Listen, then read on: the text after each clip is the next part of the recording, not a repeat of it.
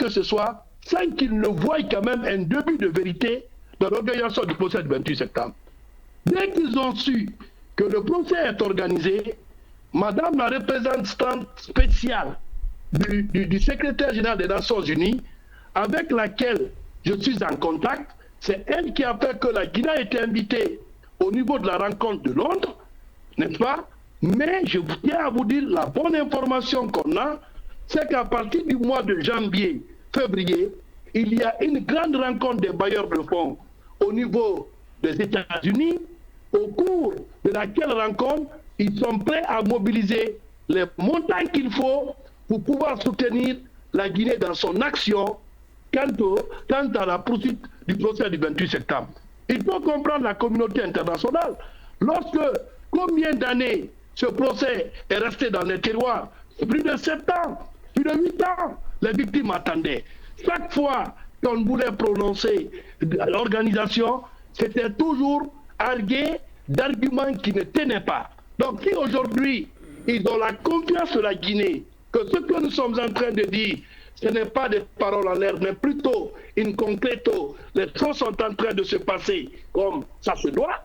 Donc aujourd'hui, moi, mon rôle, c'est de faire en tant que président du comité de pilotage, leur dire que la Guinée a rempli sa part de contrat et que nous attendons la communauté internationale, toutes les promesses qui ont été formulées, nous apprécions ou nous comprenons leurs réserves par rapport aux différents rendez-vous ratés, mais qu'ils savent désormais que nous sommes dans un dynamisme qui nous permettra sans doute à ce que ce procès-là aboutisse à dans les meilleures conditions. Donc, rassurez-vous que nous sommes en contact avec tous les partenaires. C'est la raison pour laquelle, si vous avez remarqué, les magistrats ont bénéficié de l'assistance onisienne en termes de formation et tout ce qui en suit.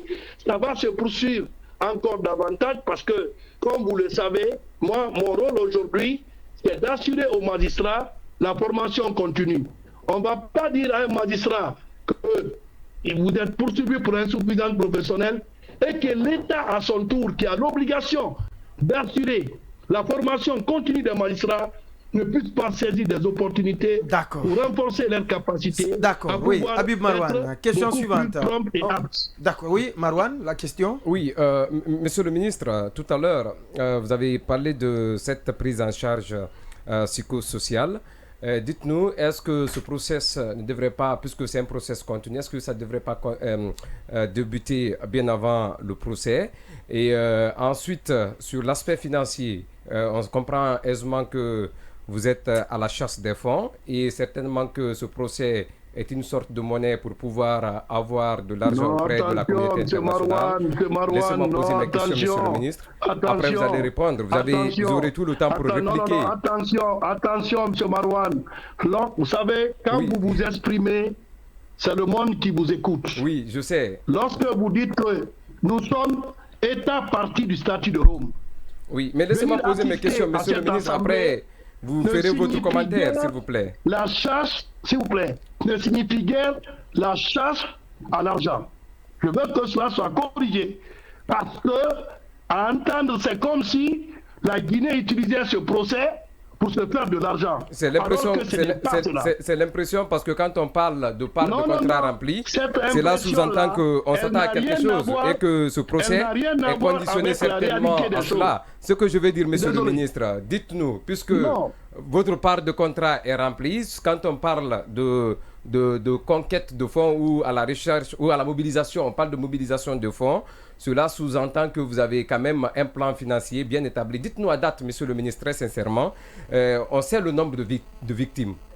Avec quel montant avez-vous besoin aujourd'hui pour dédommager toutes les victimes, monsieur le ministre? Parce que vous ne pouvez pas venir simplement pour dire de dédommager les victimes, alors que cela n'est pas accompagné par un document. Vous êtes parti dans l'intention d'obtenir combien, monsieur le ministre? Monsieur Marouane, écoutez, moi, je vais vous aider. Est-ce que si je vous dis tout de suite, non, mais vous avez besoin d'aide, c'est très important. C'est très important. Allez-y, monsieur le ministre. Vous savez, quand le dossier du 28 septembre a débuté, tout le monde est venu pour dire que je suis victime. On est d'accord? Tout le monde est venu. Je suis victime, je suis victime. Nous, en tant que membres du bureau du comité de pilotage, nous ne sommes pas juges. Si vous dites que vous êtes victime, c'est à vous de justifier que vous avez subi un préjudice et que ce préjudice-là résulte des faits renvoyés devant le tribunal. Il y a un aspect juridique à déterminer. Il y a de ces victimes qui ont apporté la preuve en se constituant partie civile depuis à l'enquête préliminaire et devant les cabinets d'instruction. Aujourd'hui, une liste des victimes a été déposée par plusieurs associations. C'est pourquoi j'avais demandé la fois dernière, si il y a Avipa, il y a beaucoup d'autres associations, il faudrait qu'on nous dise, est-ce qu'au sein de ces associations-là, il y a des gens qui peuvent mettre en place une plateforme d'ensemble où ils vont uniformiser pour qu'il n'y ait un seul organe qui puisse parler au nom de tous. Il faut faire du tri pour ne pas tomber, on ne peut pas dire il y a 1000 qu'on doit indemniser. Combien de personnes sont décédées? Combien de personnes décédées où les ayants droit ont déjà déposé leur liste? Mais nous ne pouvons pas aller vite en besoin pour dire que voici tel montant. Nous disons quand même qu'il y a de ces femmes qui ont été prises en compte au niveau des hôpitaux. Il y a de ces personnes aujourd'hui qui peuvent justifier qu'elles ont perdu un parent, que le corps n'a pas été retrouvé. C'est pourquoi nous attendons que le procès puisse livrer les véritables secrets du dossier du 28 septembre pour non seulement savoir qui a été victime de quoi. Monsieur le ministre, pour le cas de la Côte d'Ivoire, Monsieur le ministre, pour le cas de la Côte d'Ivoire, on sait tous qu'il y a 3000 victimes. On sait il y a des mesures, s'il vous plaît. Ne confondez pas de choses. Il y a, en matière d'indemnisation, il y a deux éléments fondamentaux qu'il faut quand même rappeler. Vous avez ce qu'on appelle les mesures réparatrices intérimaires. Qu'est-ce qu'on appelle les mesures réparatrices intérimaires? Ce sont des mesures par lesquelles, avant même que le juge ne se prononce sur l'action civile greffée à l'action publique, qu'est-ce qu'on peut faire pour des victimes qui souffrent des séquelles pour pouvoir les aider à une prise en charge rapide. D'accord, monsieur le ministre. Et ça a commencé depuis. Monsieur le ministre, d'accord. Votre information. Ok, question suivante. Monsieur le ministre, s'il vous plaît. Vous avez le Fonds mondial qui s'est occupé des femmes d'Avipa. Il les a même construit un siège aujourd'hui. L'ouverture, l'inauguration de ce siège, c'est pour très bientôt. Ces femmes-là ont bénéficié d'une certaine prise en charge à leur niveau. C'est la raison pour laquelle, si vous avez remarqué, j'avais mentionné lors de ma première intervention au niveau de Londres qu'une délégation du Fonds mondial des victimes et des survivants va aussi venir en Guinée parce que nous leur disons que ce que vous avez expérimenté au niveau des femmes, monsieur le ministre, d'accord. Nous voulons que cette mesure soit élargie. D'accord. Donc, une fois de plus, encore ça, on a compris. On a compris. Il ne faut pas confondre les mesures réparatrices intérimaires à des mesures de réparation qui résulteront d'une décision de justice. Alors, monsieur le ministre, il revient au juge d'apprécier le préjudice et de condamner de manière pécuniaire quel est le montant qu'il faille pour leur réparation. Alors, monsieur le ministre, on n'est pas à ce niveau. Monsieur le ministre, on va revenir en Guinée, parce que quand on vous a... Il reste 4 minutes. Alors, je veux parler des anciens ministres, des anciens dignitaires dont les passeports sont confisqués et qui sont interdits de voyage. Il y en a qui ont été, ça a été révélé par la presse, qui sont malades et contre lesquels, pour le moment, il n'y a pas grand-chose. Du moins, la justice n'a pas établi de fait constitutif d'infraction contre eux. Alors, qu'est-ce qu'il faut faire?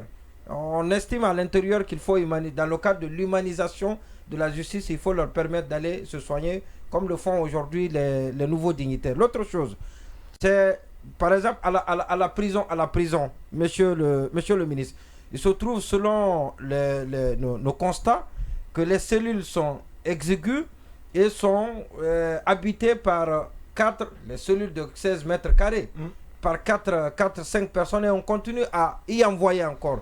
Et quelle perspective, ou sinon, qu'est-ce que vous comptez faire pour éviter la surcharge, ou la surpopulation, bien évidemment. La surpopulation, c'est l'acception. La surpopulation carcérale. Oui, c'est ce que j'ai dit. D'accord. Merci. Mais vous savez, quand on parle... En 4 minutes, monsieur le ministre. En 2 minutes. Non, attendez, M. Maniouma. Je veux qu'on parle directement, sans langue de bois. Allez-y. Vous parlez de manière générique les anciens dignitaires. De qui il s'agit? Les anciens ministres et les anciens directeurs qui sont les anciens responsables, les anciens commis de l'État ici, dont les passeports. C'est le cas de Damaro qui est gravement malade. C'est le cas de Papakoli. Qui est gravement malade. C'est aussi le cas de Fodé Oussou qui doit quand même aller se faire opérer les yeux. Il y a contre Fodé Oussou. Oui, non, Fodé Oussou. Non, il y a une information judiciaire contre lui. Ah, d'accord, ok. Ah, il y en a beaucoup. C'est les pratiques de l'ancien système qui sont là jusqu'à présent, monsieur le ministre. On vous écoute, monsieur le ministre. Monsieur Marouane, il ne faut pas avoir un raisonnement, la myopie juridique insensée. C'est ce qu'il faut éviter. Les questions de justice ne se discutent pas sur un plateau. Charles Wright. Les questions de justice ne se discutent pas sur un plateau comme des biscuits ou des cacahuètes. D'accord. Lorsque vous me dites que les passeports de tels ont été saisis, la question que je vais vous poser, est-ce que vous savez que les mesures du contrôle judiciaire peuvent être prises par un juge pour dire à telle personne que vos passeports sont saisis, vous êtes interdit de sortir de la Guinée? Est-ce que vous savez que cette mesure-là, elle est légale, elle existe dans notre code? Je veux d'abord qu'on tombe d'accord. Maintenant, quand vous dites ancien dignitaire, laissez-moi vous dire aujourd'hui, vous avez vu le cas de Sékou Yaya. Sékou Yaya, quand il est tombé malade, moi je suis ministre des droits de l'homme, quel que soit ce qu'on reproche à la personne, mon devoir, comme toujours, que cela n'en déplaise ou non, mon devoir toujours, au sein du gouvernement, c'est la conception de la politique du gouvernement en matière de promotion et de protection de droits de l'homme. Mais ce qui est marrant, décevant, ce qui est ahurissant, au sein de l'opinion, le Guinéen est capable de prendre des mesures légales à les considérer comme des mesures illégales. Si c'est une décision de justice, à travers les mesures de contrôle que le juge peut être amené à prendre pour dire que telle personne ne doit pas quitter telle ou telle, est-ce que faudrait-il qualifier cette décision une décision illégale? Je me dis non. Mais pendant un an, ils sont sous contrôle judiciaire, on est en train de chercher, et jusque-là, on n'a pas trouvé, vous êtes élevé contre ça, on se souvient. Et c'est ce qui a bâti votre popularité. J'ai été clair. Vous connaissez ma position au sein du gouvernement. C'est une position sans ambiguïté. Monsieur Maniouma, il faut que quand même qu'on se dise une certaine vérité. Aujourd'hui, c'est nous qui sommes là en tant que membres du gouvernement. Mais demain, nous ne serons pas au pouvoir. Vous connaissez ça. Forcément. Et il n'y a pas quelque chose d'éternel dans la vie. Tout passe. Rien n'est éternel. Sauf l'éternité. Si aujourd'hui, moi, Charles Wright, je cautionne l'abus. L'abus là se retournera un jour contre moi et ma progéniture. Mais lorsqu'il s'agit aussi de défendre la légalité, on sait qu'on est être humain. Il faut qu'on ait le courage aussi de dire que tout ce qui a été fait jusque-là, il n'y a eu aucune violation de la loi. Je peux comprendre quand les gens me disent, monsieur le ministre, est-ce que vous ne pouvez pas penser au visage humain de la justice? Mais vous savez, les gens font deux confusions. Le ministre de la Justice n'est pas juge. C'est un. Le ministre de la Justice ne peut pas s'immiscer dans les affaires judiciaires. Le ministre de la Justice veille sur le bon fonctionnement de la justice. D'accord. Si un magistrat faute, qu'on m'apporte la preuve de sa faute professionnelle, je prendrai des mesures de suspension. Mais on veut une justice, mais on ne veut pas son indépendance. On veut une justice. Donc vous estimez que les gens là qui sont malades, ils reviennent à la justice d'examiner cas par cas si ils peuvent aller se faire soigner en dehors du pays, c'est ça? Je vais vous dire, vous voyez monsieur, le cas de Saïkou, je vais vous dire, vous voyez le cas de monsieur Saïkou, Saïkou est à l'étranger, il est en train de se faire soigner. Mais lorsque les gens pensent que Fonike Manga, il est très malade. Damaro, il est très malade. On nous parle de Papa Kouni Nkrumah, il y a d'autres aussi qui sont très malades. On est content que Sékou Yaya soit parti, mais il y a d'autres aussi qui sont très très malades. Très malades. L'ancien gouverneur de la Banque centrale. On est content que l'autre soit parti, Sékou Yaya, mais les autres par contre sont là, monsieur le ministre. On implore alors. Quel défi pour vous? On implore alors l'humanisme de la justice. On est presque malheureusement arrivé à terme de l'émission. Monsieur Marouane. Monsieur Marouane, quand vous regardez la maison centrale, les cas de maladie sont des cas récurrents. Même si on est dans la vie de liberté, les questions de santé sont des questions qui sont inhérentes à la vie de l'homme. Vous conviendrez avec moi. La radio, la télé... Attendez. Oui, en 30 secondes maintenant, puisqu'on est arrivé à terme de l'émission. Permettez, lorsqu'il y a des questions de santé, ce n'est pas sous les médias on va régler. Il y a des juges qui apprécient sur la base des rapports médicaux clairs et précis pour prendre des mesures qui s'imposent. Lorsqu'on dit vite, donc, ça veut dire que les gens qui sont malades à la maison centrale sont des êtres humains, sont des Guinéens, quoi qu'ils ont commis comme acte. Mais faudrait-il qu'on laisse la justice faire son travail en appréciant cas par cas leur situation pour prendre la mesure idoine? Et que cela ne soit pas compris comme une pression médiatique, entre guillemets, qu'on met sous les magistrats. Et j'ai dit à tous les magistrats, lorsque vous écoutez la cité, vous n'allez pas dire le droit. Lorsque vous écoutez les tintamarres de la cité, vous n'allez pas être serein. La sérénité du magistrat dépend de ce qu'il a comme capacité. Monsieur le ministre, malheureusement la radio, la télé, c'est l'heure.